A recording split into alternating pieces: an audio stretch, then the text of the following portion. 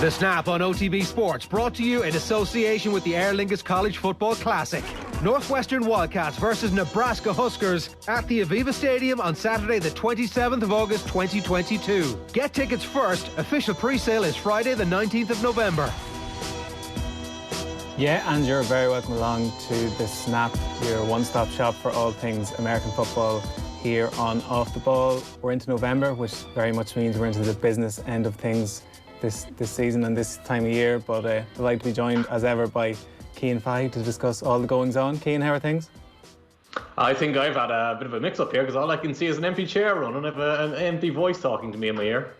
Ah, look, you don't need to see my beautiful face all the time, Cian. You know, this is still an audio form at the best of times. But as I said there, we're into November, and a few times in this show throughout the series we've mentioned, you know, the extra game has sort of skewed things in NFL terms, and we probably have to wait a little bit longer to take stock of where things are. But we're kind of at a point now where we can make some firm trends and maybe start to look ahead to the postseason. Anything grab your eye last week in particular? I mean, the biggest result of last week was really the Buccaneers and the Saints game, but like Jameis Winston's injury was kind of fascinating there because you feel like the Saints had that injury, lost that game, and it's like, oh, they've lost their quarterback. Normally that would be such a huge deal, but the Saints have gone through this season with kind of meandering quarterback play. They haven't had it one way or another, so Simeon coming in might actually keep them afloat. I think that's kind of been the big story, though. The Buccaneers, outside of the Cowboys game and the Saints game, have largely had their way, and they were making everything a little bit boring. So we're still waiting for the teams that are going to show up. I think it's a really strong positive that the Cowboys won without Dak last week. So then besides that, then the AFC is just an absolute mess. Who knows what's going to happen there for all the right and wrong reasons. Teams are terrible for that you expect it to be good. Teams are good that you expect it to be bad. It's the typical NFL season where nothing makes sense and everything eventually makes sense. Yeah, it's funny, like neither the Cowboys or the Bucs feature in our Pick 6 this week, but they are worth touching on because I remember in our first show, we were talking about the spread for that opening night game. I believe it was the Thursday night football, and I think it was like 10 points in favour of the Bucs. Like if those two played again, it'd be a lot closer. And the Cowboys have really laid out their championship credentials, especially if they can get Dak back healthy from here on out. Yeah, Micah Parsons has been very good on defense, and obviously Trayvon Diggs has been exceptional in his second year. So they've got all the right pieces going in the right direction. All the young players there are playing really well. CeeDee Lamb is uncoverable, as we've seen, and Amari Cooper continues to be Amari Cooper. So they've got enough talent. It's just a matter of everything pulling together and Dak staying healthy, of course. Yeah, and as you heard there at the top of the show, we are brought to you here on The Snap in association with the Aer Lingus College Football Classic. Be the first to get tickets to see Northwestern versus Nebraska at the Aviva Stadium on Saturday 27th of August 2022 through the official game pre-sale on Friday, November 19th. That's November 19th. People who've attended previous iterations will have an idea of what's to come. Here's a little taster of the visuals.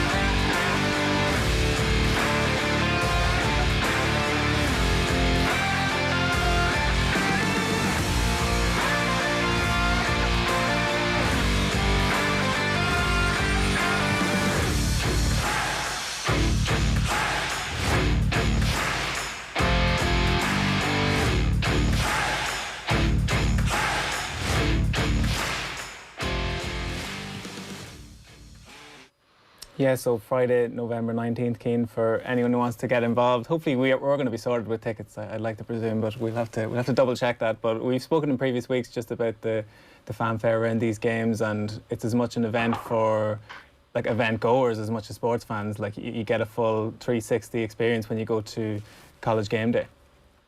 If I'm not getting free tickets, what am I doing here? Like, come on now.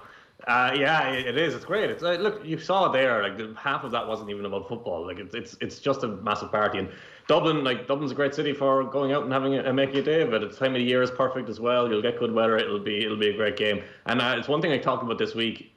You don't realise that you're getting to see a bunch of future NFL players. Like you got to see Tyler Eifert play if you went to that Notre Dame game. You got to see Chris Godwin. We just talked about the Bucs. He played for, was it Penn State? I can't remember who exactly he played for, but he played over here as well and made a couple of big plays. So you're going to get to see someone who's going to play on the biggest stage after that, even though college football itself is a massive stage in itself.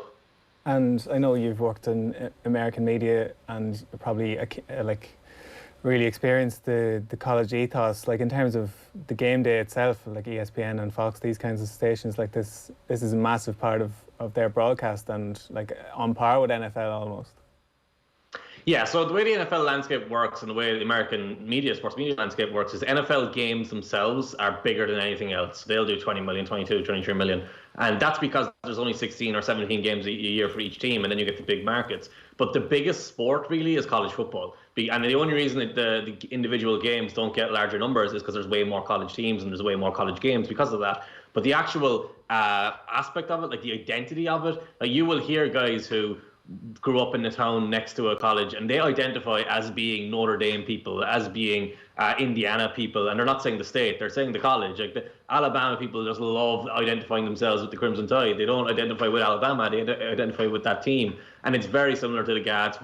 It's very community focused. It's very much kind of identity focused, which is the total opposite of the NFL really. But it's also like you see people who didn't even go to the college, they fall in love with the team and then they become like a mascot for the team. Like there's just so many reasons that to follow college football outside of the actual football aspect, which is a weird thing to say, but it's such a great experience and a great joy. The one thing you find as well, like famous people, like celebrities and stuff like that, like Tom Segura, one who's like a massive comedian, he always comes out and talks about college football. And then, like, you notice that with the celebrities, it's never really about the NFL because they just see those guys as celebrities. They see the college as like the passion and the stuff that they really, really love. Yeah, I think Matthew McConaughey is very much ensconced in his alma mater as well. Like Texas. Yeah, as you said, like it really goes back a long way and has those community GA roots that you're alluding to. Just to switch gears, Cian, a couple of stories before we get to the pick six. We should touch on the Aaron Rodgers situation, which is somewhat unfortunate that he's basically a COVID positive and will miss this weekend's game. Just curious about your thoughts on the coverage of this, like as compared to the Cam Newton one, like not to suggest that it's racially charged, that might be the case, but just that this story developed quite quickly from, the Green Bay Packers having a momentous win over the theretofore undefeated Arizona Cardinals to this, where Aaron Rodgers, an unvaccinated player, has basically jeopardised the Packers season. So I'm just curious of how you think the whole thing has played out in the last few days. But Manny Jones mentioned this earlier today, actually, that Aaron Rodgers very purposely said he was immunised when he was asked if he was vaccinated. He never said he was vaccinated, and Rodgers himself obviously misled everyone. But the media themselves also kind of took that and ran with it as being vaccinated, and they never actually pushed on that and pressed on that more. So everyone's kind of been at fault here a little bit, and I think that's part of what the problem is, or that's part of why it's been covered the way it's been covered. In terms of Rodgers and what he's doing, look, people can get into whatever they want to get into when it comes to vaccines and stuff like that. America is at major extremes when it comes to debate and arguing what is science and what isn't science. I find the whole thing a little bit bizarre because Rodgers essentially went into his doctor and said, I want to be vaccinated, but I don't want to actually be vaccinated or get the vaccine. So I'm like, why aren't you just getting the vaccine? So you clearly recognize COVID is an issue and something you want to avoid having. So maybe he's one of these people who believes there's microchips in them or whatever it is. Let him do whatever he wants. But the Packers are now going to get to see Jordan Love, and this wasn't the way they planned on seeing Jordan Love. But to be honest, with the way the Packers have looked after the quarterback situation, did they ever plan on playing Jordan Love? Maybe they need something like this for this to happen. Yeah, like some gravity, obviously, in that story. It's going to be one worth keeping an eye on. Altogether more severe, and probably at the most severe end of the spectrum, is the Henry Ruggs situation. And we've spoken about the Raiders, Cian, and what happened with John Gruden. That in itself was quite unsavoury, but the Ruggs situation is quite wild. He has been released as a result of a fatal crash where he was driving at 156 miles per hour and was twice over the alcohol limit at the time. So, like, the Raiders were obviously had no choice in the matter, but it's a quite unfortunate backdrop to this week's NFL anyway.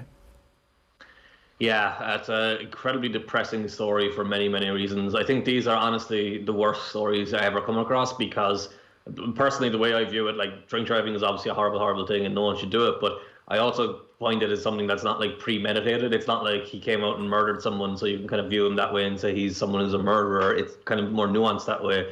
And then the just the details of the woman and the dog and the way in which it all developed. It's horrifying. It's depressing. It's something that no one ever wants to hear about and never wants to talk about. From Ruggs' point of view, like, his NFL career is gone, presumably. Whether he's in Las Vegas in Nevada, he could be in prison for the next 20 years. So it's the whole thing is just horrible and not nothing you ever want to hear about. And it's a terrible, terrible tragedy. And I'm not sure what else to call it, really. And I know a lot of people will want to be more stronger and more attacking, but I thought Derek Carr was quite good on this, where he looked at it as just something that was horrible for everyone involved, and people don't want to necessarily have any empathy for him. But maybe we shouldn't. I don't know. Maybe I'm right or wrong on that. But either way, the whole thing is just depressing. And just to segue into the actual football side of things as best we can, in terms, the Raiders have had a tumultuous season, as we've touched on there. Like, where are they at, do you reckon? Can they possibly? It'd be incredible to regroup. Obviously, neither of the things that have befallen them this season are within their control. The Gruden thing predated his reign there by about 8 years, so.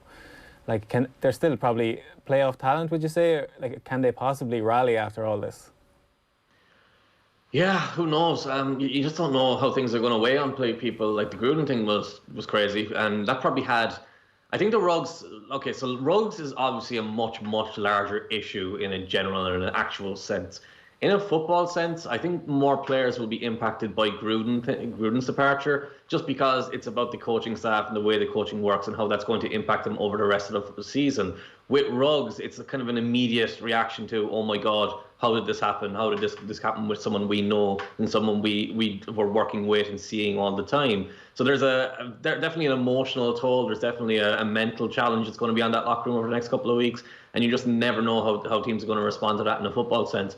In a football on the field, like, Ruggs is a huge loss as well as a player. Like, maybe it's completely irrelevant, I guess, overall in the larger scheme of things. But as a player, he was having a breakout year. Not really. Well, he wasn't having a breakout year, but he was proving his value to the team, and he's got a level of ability on the field that they can't easily replace. So they are still good enough to be a playoff team. I think you just have to put a lot more on Darren Waller, a lot more on Josh Jacobs, a lot more on Derek Carr, and if they can sneak in, they can sneak in. I think they're helped by the fact that the Chargers have dropped off a bit. They're helped by the fact that the Broncos have dropped off a bit, and like, the Chiefs are where the Chiefs are. So they're still in a division that they could potentially make the playoffs, but the playoffs are probably the furthest thing from most of their minds right now.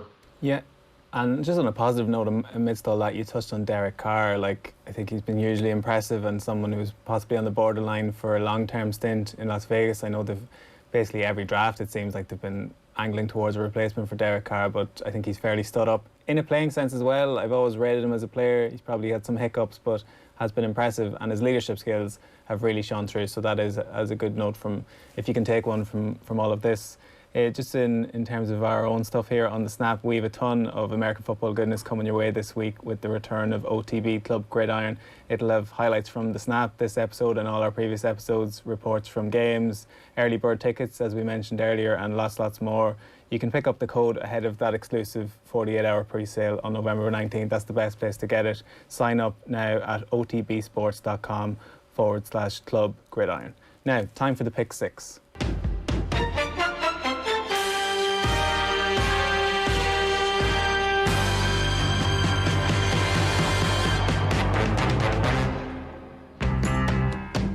Yeah, Cian, number one in the Pick 6 this week.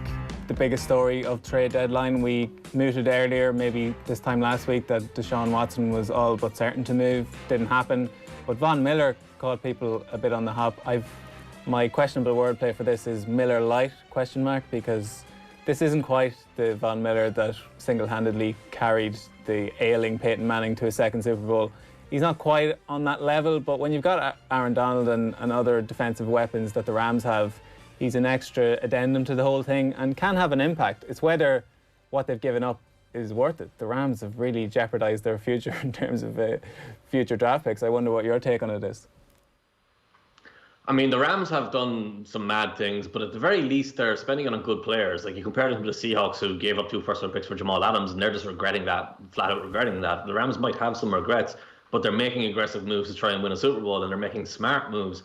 Well, you can argue whether they're smart or not, but they're making moves that make them better as a team.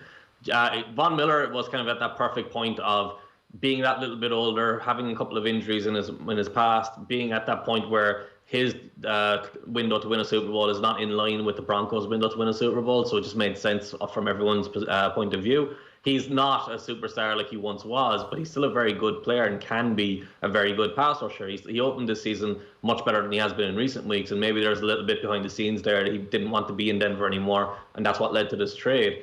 I think when you pair him with Aaron Donald and you put Leonard Floyd there as well, and you put the Jalen Ramsey in behind, who's having a great year, and you put the rest of the team, the defense as a unit playing well together, I think he could be dropped into there and be a perfect fit. He's going to have a big impact. Aaron Donald draws so much attention that a guy like Von Miller is going to get more one-on-ones. I don't really have any question marks about how he's going to play and how he's going to fit. I guess the only real question is, how much of an impact can he have, and how much does he elevate them? You never really know when a guy changes teams mid-season, and you never really know when someone's at that stage of his career. This could really energize him and push him to a new level. And if it does, well, then the Rams are probably the Super Bowl favorites, and are at least right next to the Buccaneers.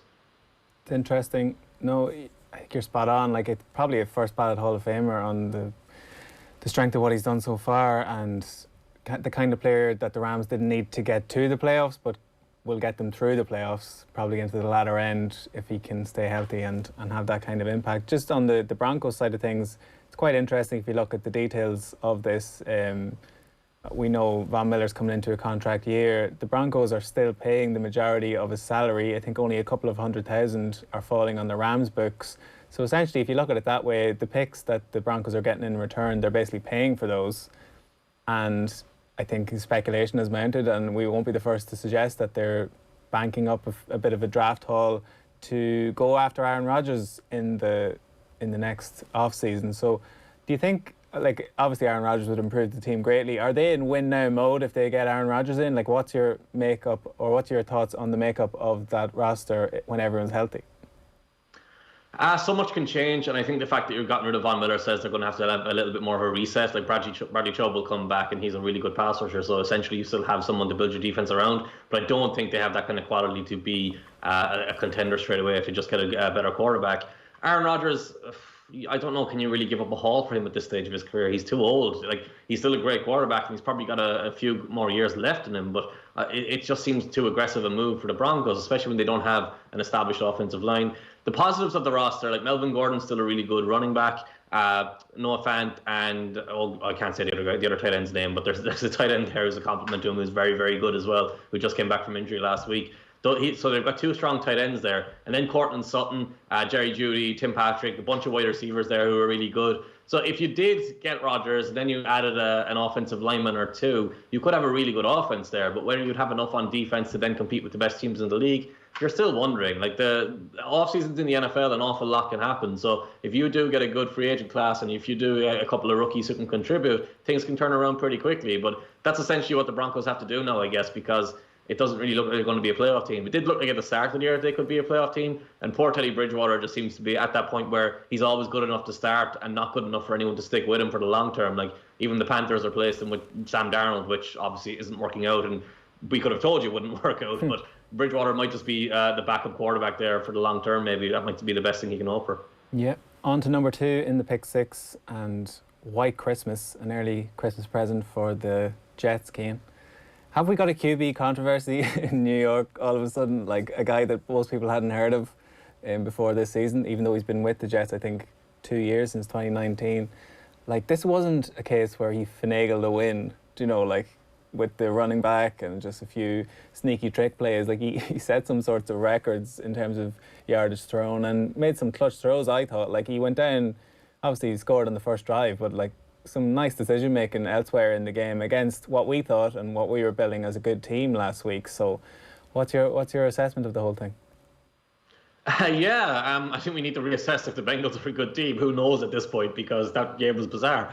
So Mike White in 2013 tweeted that he was going to break Peyton Manning's records, and Mike White now has his jersey and a game ball from his game in the Hall of Fame in Canton because he threw for over 400 yards. What was astonishing to me when that record came up I remember Cam Newton doing that in his debut, and he threw for 410 or 415 or whatever it was. And I remember how incredibly difficult it was for Cam Newton to do that. He had to make so many difficult throws, so many incredible plays to Steve Smith down the sideline. And watching this game, I was just like, Mike White is putting up over 400 yards, and it's so easy. And it's not an indication that the Bengals aren't good. It's an indication of just how much easier it is now for quarterbacks. And this is where you might see a positive boost for backups. Guys like Trevor Siemian can come in. Guys like Mike White can come in and be just good enough to put up relatively big numbers. And I think that's kind of what we saw last week. How good Mike White will be, who knows? He could be a long-term starter. He might just be a backup. Sometimes guys come in to have 2 or 3 good weeks and then they collapse on themselves completely. I think it will come down to his mindset more than anything else, because he has the physical ability and the actual talent to be an NFL starter. But then you come to the point with the Jets where when Zach Wilson comes back, you can't sit him. He's got to play. Like he's your guy. He's who you're investing your future in and your franchise on. So you need Zach to be the starter. And if he can't beat Mike Whitehouse, then you're probably going to be in trouble. Like the last time someone like Mike White came along and became a legitimate franchise quarterback, unless I'm overlooking someone, it was Tony Romo. And Tony Romo did that. What was it? Started the 2000s. So this isn't something that happens very often.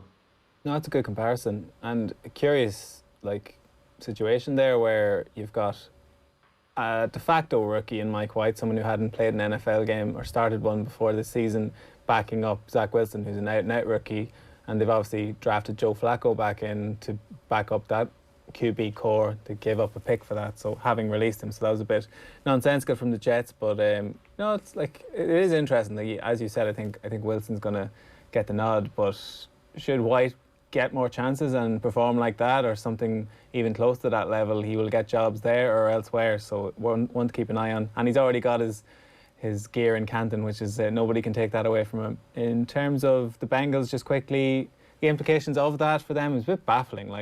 I was in here on the Sunday show, so I was just keeping an eye on the score. I actually could not believe. I thought there was something wrong with my app that the Jets were beating the Bengals. But what was your thoughts on that side of the ball?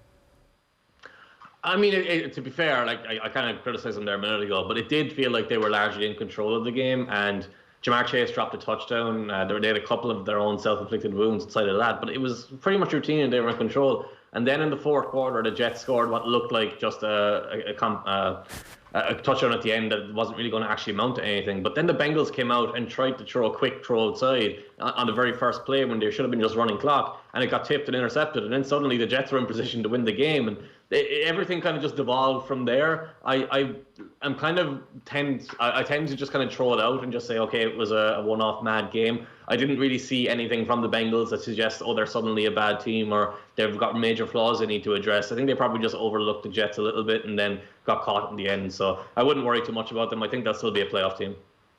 And on to number 3 in the pick 6, Odell No. And this Odell Beckham Jr. situation, Cian. So essentially, for people who haven't seen, his dad posted a video, I think something in the region of 11 minutes, which showed clips, basically a compilation of clips of him being wide open and not getting the ball. And to what extent, as someone who studies tape yourself, I'm sure you could do that for a lot of wide receivers in terms of them running good routes, and perhaps they just weren't one of the first or second options and just ran a good route and didn't get the ball. But the fact that they were able to put that together, it's kind of shining some light on Baker Mayfield, who we know is an average to maybe slightly above average quarterback at best. But Beckham, I was interested to see, I think you tweeted something along the lines of his sheer athletic freakness when he first burst onto the team. He doesn't quite have that anymore. So your assessment of the situation, to where it looks like the Browns are going to be happy enough to part ways with Beckham in the next few weeks, possibly even release him. Well, they said he's not going to play for the team again the rest of the year. I don't think they can release him just because of the contract. So I think it's an off-season trade next year, or a release in the off-season. So firstly, Odell Beckham, since his ACL tear, has not been the same player that he was before the ACL tear. That first step of explosion is gone. And that's not unusual. It happens to a bunch of players. But he's still a very, very good receiver. The video that Odell Beckham's father tweeted or put on Instagram, it's Okay, so there are some plays there that are not, the wide receiver is not open. Like it's a matter of the way NFL tape works, and the way, if you look at the All-22, you can have a player who looks like he's wide open, but the reality is the time it takes the ball to get to him, and based on the body position of the defender and the posture of the defender is going to step in front of that throw and catch the ball, even though it doesn't look like it. So you have to understand the way the coverages are working and the way things are going to develop. You also have to understand, like, there's one play in there that's a post route that has 3 breaks in the route. 3 breaks in a route means that the play is taken forever. So like you don't have time to have 3 breaks in your route. So the idea there is that Odell is in behind the back of the coverage and he's wide open and the ball isn't thrown to him. The ball isn't thrown to him because the pass rush has already tackled the quarterback. So technically he's open, but no, he's not actually open, because you have to be open within a certain amount of time. You have to be open within the timing of the play that allows you. So there are major flaws with that video that was posted. But with all that said, this is not news. Baker Mayfield has always had problems seeing the field. Baker Mayfield has always made bad decisions as a drop-back passer. He's not a pocket quarterback, and essentially, if you're not a pocket quarterback, you're not a good quarterback, because good quarterbacks see the field. They recognize when their receivers have opportunities. You can make this type of video for anyone, but it would take you a full season, a 16-game season, to get like 10 minutes of real plays like that for a good quarterback. For a bad quarterback, you could take 4 games and make a 10-minute video with plays like that. And Baker, unfortunately, falls into that latter category where he's just a bad quarterback who doesn't see the field often enough. And it's not a coincidence that Mayfield's numbers have been better when he's been in these play-action offenses, because those take away how often you have to drop back in the pocket and read from sideline to sideline. When you use play-action a lot, it gives you narrow focus. It gives you 1 or 2 receivers rather than 3, 4, and 5 receivers to try and choose from. So it's nothing new, but generally when something comes from the father of a player, it's probably come through the player, which is probably why Odell is now being sit down for the rest of the year. Either way, Odell to the Browns was never something anyone want, or never something that Odell wanted, and it doesn't seem like it's something the Browns have wanted lately either. Yeah, I know there was a parallel with Tom Brady earlier in the season, where Tom Brady's dad, who seems to do some sort of regular hit on Boston radio, was casting aspersions on his whole relationship with Bill Belichick and beyond, and then Brady basically scolded his dad in the press conference. But I agree with you, most of this stuff doesn't happen without the say-so of the player, and you see it sometimes in soccer as well, where, especially in South American players, where Edinson Cavani's dad will appear on radio and start basically talking out the side of his mouth about what Cavani's thinking. That'd be my impression of it anyway, but yeah, I agree with you on that one. But the Browns to be fair, Cavani has put himself in hot water before, so he doesn't need his father to do it. This is true. But the Browns, like, I don't know if it's my chagrin at the disrespect for the Ravens, but for the last few seasons, I think the Browns have come in as favourites just because they've made favourites for that division, I should say, because they've made some flashy acquisitions. But then, like, the Steelers beat them as the Steelers always beat them. The Bengals have been more impressive, look like a better unit with lesser personnel, I would say, in most parts of the field. And like what are the Browns at the moment? They're not the mediocre team of yore, but they're not very good either. They're kind of exactly what we expected them to be when they abandoned the rebuild, when they got rid of Sashi Brown. Like, Sashi Brown's idea was, let's go 0-16, 1-15, and 1-15 for as long as we have to, so we can then build a powerhouse and build a superstar team. And they abandoned that halfway through. So now they've got great players like Myles Garrett and Odell Beckham and Nick Chubb, but they don't have a full-out roster because they've tried to rush to get to 8-8, which is essentially what they are. I thought it was interesting, though, that Baker Mayfield, when this stuff was brought to him, his response, it was kind of, he said the right things, I guess, but the way he said them didn't exactly inspire confidence. Like, he was saying, oh, Odell's a really talented player, why wouldn't I throw him the ball? Rather than, oh no, I didn't see that, I should have seen that, or Odell and I are really good together and we've got no problems. It didn't feel real or good. And it reminded me that Baker has had his own issues with this before, where Duke Johnson, he gave out to because Duke Johnson wanted a new contract or wanted to trade or wanted to know his role in the team. And Baker came out publicly and kind of lambasted him or scolded him, and he had to be talked to about that. So the Browns locker room has kind of always had these issues, and it's kind of never been what they expected to be. And the part of the problem is probably all the media hype that was given to them over the last couple of years. It's true. It's one, like, the shakeout of that division will be interesting. The Bengals obviously blitzed the Ravens, but then gave away that lead. The Ravens retook top spot in the north without even playing a game. So they play the Vikings this week, and I think, talk about teams coming under pressure, I think the Zimmer-Cousins relationship is going to be under some renewed scrutiny. I think number 4 in the pick 6, Cian, lights, Kamara, action. Alvin Kamara's getting the shout here because the Saints actually don't lend themselves to that many good puns, but there was some talk that with So unfortunately, one of our favourite players went out injured for the Saints, Jameis Winston. I say favourite, someone we've talked about a lot on this show. He's out for the season, sadly. Trevor Siemian came in, did quite well, but Sean Payton was saying after the game that if he had gotten injured, next man up was Alvin Kamara to play quarterback. So they're in that sort of dicey situation. It looks like Taysom Hill, young 30-year-old Taysom Hill, will be back this week, so he gives them another maybe strand of offence coming up. But Sean Payton, just given what he's working with and the fact that Michael Thomas was out and is now out indefinitely, he has to be into Coach of the Year conversation, surely. Oh, you can't believe you buried the lead. You buried the lead. Philip Rivers is talking about coming back and being the Saints quarterback. He's mentioned himself and put himself forward, apparently. Is he not too busy with his under-11s flag football team, no? And creating another flag football team in his spare time. The Saints have done very well, and I think we all recognized coming into the year that the roster was extremely talented, but none of us trusted the quarterback. So when you're in that position, normally losing your quarterback doesn't hurt you that much. The question now becomes, is Taysom Hill the better option, or is Trevor Siemian the better option? Siemian has no arm strength, essentially. That's the only issue he has. Like, he's a pretty smart quarterback. He's generally good in the pocket. He's a decent athlete in terms of running around the field, but his arm is just so incredibly weak that he will not be able to make a lot of throws. Maybe Payton can build an offense around him that works perfectly to him. But I think we're probably more likely to see Taysom Hill thrown in as a full-time starter and then going with those power run plays with the quarterback involved, with Alvin Kamara getting more of the ball. One of the things I found frustrating with Payton, even though the Saints are winning and they're doing a good job overall, it still feels like Alvin Kamara isn't involved enough. Like, there was one situation last week where he had Alvin Kamara on the field at the goal line and he was running a sweep to the right. And what they actually did was threw to the tight end on a screen on the left, wide outside. And it's just, I understand you don't want to do the obvious thing all the time, but if you've got a guy as good as Alvin Kamara, you just give him the ball. Don't get too ridiculous where you're throwing the ball to a slow tight end to try and run the ball in, and you're trying to catch the defense out. Just give the ball to Kamara, let him go and score and win the game. But besides those minor issues, you have to give them credit. They beat the Buccaneers in the game that I didn't think they'd win. They've done well throughout the whole year, and they look on schedule to be a playoff team despite losing Drew Brees last year, which was a huge loss. Have stranger things happened than Drew Brees getting a call out of the NBC booth to come back rather than Philip Rivers? I mean, it might suit him, and I didn't even really think of that, but it might suit him because his problem was always that his arm would wear down over the end of the year, and if he doesn't play the first half of the season and then comes in for the run-in, maybe that works.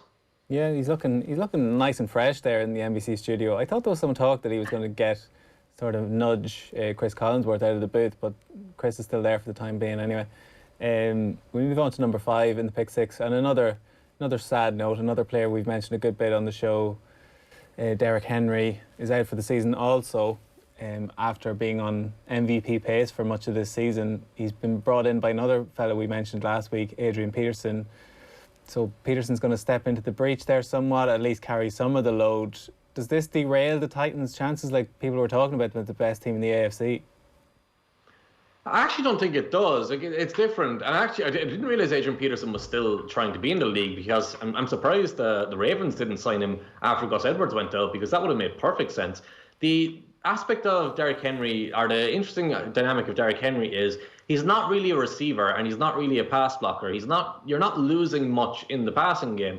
What you need to replace when losing Derrick Henry is a very powerful runner, someone who is running between the tackles constantly, someone who can carry the ball a lot, and someone who's explosive in space and running in a straight line. And Adrian Peterson, even at 36 years of age, he still ticks all those boxes. Like, this is the perfect fit for Adrian Peterson, because Peterson was the superstar in the league, superstar running back over the first half of his career, and then the league started to change to become more pass-oriented and more spread out, and running backs had to pass block, and they had to rotate on and off the field, and they had to be able to run into the slot. Peterson can't do any of that, but he can do everything that Derrick Henry does.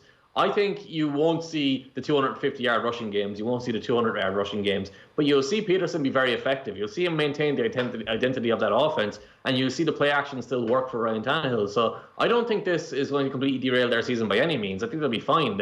It's something they'll need to adjust to. And obviously it'll hurt them against the better teams later in the year, because Henry is a better version of Peterson. But now that I think of it, the Titans should have had Peterson on the roster all year as a backup. He would have been perfect complement to what Henry does. And for Derrick Henry more specifically, his long-term prospects, is this going to hurt him? Like, specifically the injury, physically going to hamper him when he comes back, do you think? I would imagine so. Foot problems aren't great for anyone, but especially not when you're a running back, and especially not when you're a very heavy running back who makes aggressive cuts.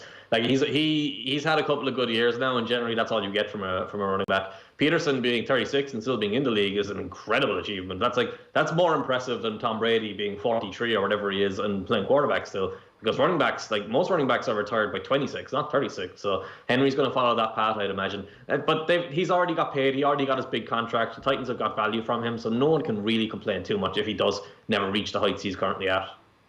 Yeah, and we'll go on to number 6. Lastly, on the pick 6 is what's love got to do with it? And this is also our competition game for the week. It was supposed to be Rodgers against Mahomes, but it no longer is. Jordan Love is getting the nod here, and what do you think we're going to learn, Cian, before we give the odds and the line for this game? What can we possibly learn from Love's performance? Is he in an unwinnable position, or can the Packers actually beat the Chiefs here? Yes, I think, but that's because the Chiefs aren't good.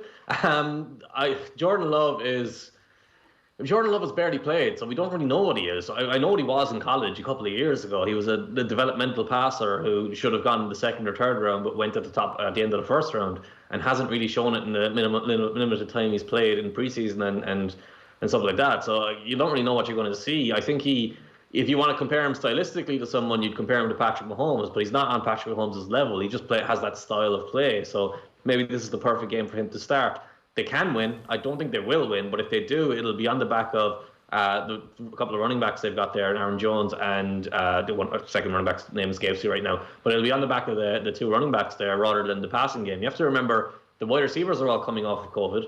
Robert Tonyan tore his ACL. He's done for the year. So the offense was already relying on Aaron Rodgers an awful lot. And I think this is a bad football team without Aaron Rodgers. So if Love comes in and plays like a rookie, like you'd expect him to, or if he plays like a limited experienced player, then I could see the Chiefs blowing them out. But the Chiefs themselves have beaten themselves so many times this year that maybe they'll do that and do the Packers a favour. Yeah, so as I mentioned, this is our competition game. If you want to win some off-the-ball branded goodies, co-branded goodies ahead of our game coming up in the Aer Lingus College Football Classic, just tell us your winner with the spread, and that spread is 7.5 points, Cian. So with that in mind, the Packers are heading in with 7.5 points in their pocket. Is that enough, do you think, or would you still make the Chiefs favourites here? Give me the Chiefs. Give them the Chiefs. Like, it's a strange must-win for them, isn't it? Yeah, I mean, they've battled back a little bit, but they still haven't impressed at all, have they? Like, I haven't seen Mahomes look like Mahomes lately. I haven't seen Tyreek Hill look like Tyreek Hill. Like, there's too many problems there to kind of just say, oh, they're winning games, they'll be fine. The only saving grace for them is the Chargers haven't kicked on. So maybe they'll be able to win that division, even though we didn't expect them to. But man, it still just doesn't feel good. It feels like everything's weighted down. Like they used to be sprinters all over the field. Now it feels like they're hesitant. They don't know exactly where to be, and the ball isn't getting to where it needs to be. And Travis Kelce has just not been involved at all. Like he's not that old that he's slowing down. That's just a weird thing. That's a weird phenomenon that's happening there where he's not getting the looks he normally gets. Yeah, I thought it was funny in the Super Bowl last year when they were talking about Kelce as the next Gronk, and not to mention Gronk outplayed him, but also like they're basically the same age. So like Travis Kelce should still have a bit more left in the tank. I agree with you. I think the Chiefs need to win and will win. They should cover that spread of 7.5 points, given the quarterback situation across the field. So yeah, if anyone agrees with Cian and myself, or more to the point, if you disagree, just give us your winner. Use the hashtag OTBSnap. Or just comment wherever you're watching the stream here. Thanks a million, Cian. Chat to you next week. See ya. And thanks to Ken and Andy for helping putting the show together. And thanks to all of you for watching. We'll chat to you next Thursday.